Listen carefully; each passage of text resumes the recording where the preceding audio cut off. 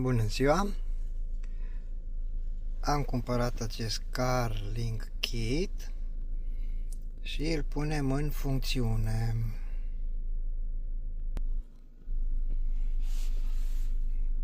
L-am conectat la mașină.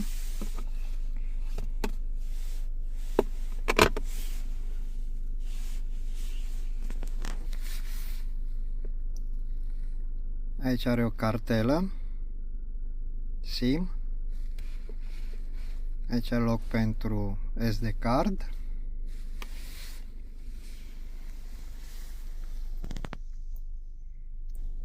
Aici se poate conecta cu telefonul, dar eu având cartela SIM introdusă, folosesc doar datele de pe cartelă din el. Puteți instala din Play ce doriți noastră ca aplicații. Eu mi-am instalat ce am nevoie: Carli pentru ambientale, camera 70 mai,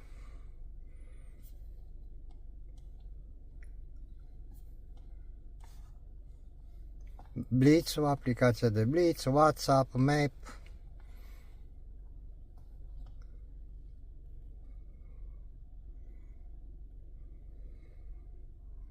Location found.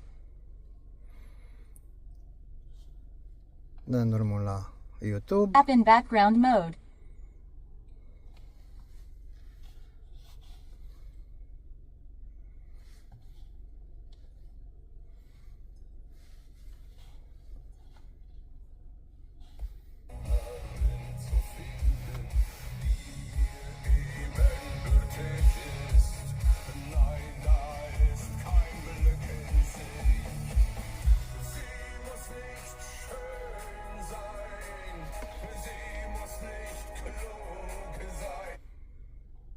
Funcționează exact ca și un telefon. 3 Meldungen, die A2 Hannover Richtung Dortmund.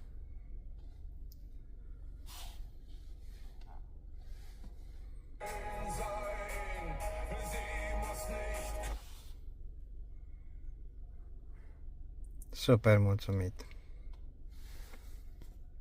În completare, dacă este SIM-ul introdus în el, se poate folosi ca și un telefon. Aveți telefonul, numerele de telefon și se poate suna pe oricine de pe el și răspunde în același timp. Da, și video funcționează când mergi cu mașina.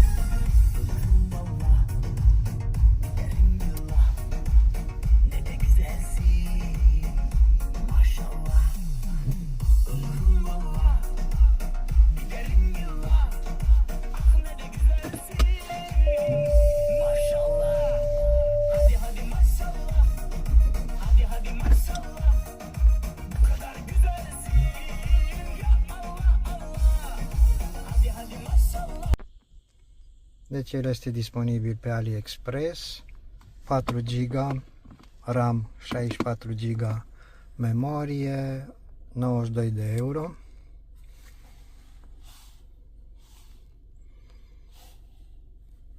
WhatsApp,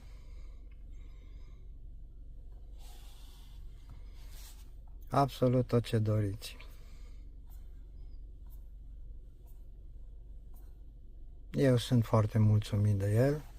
Vă doresc o zi frumoasă.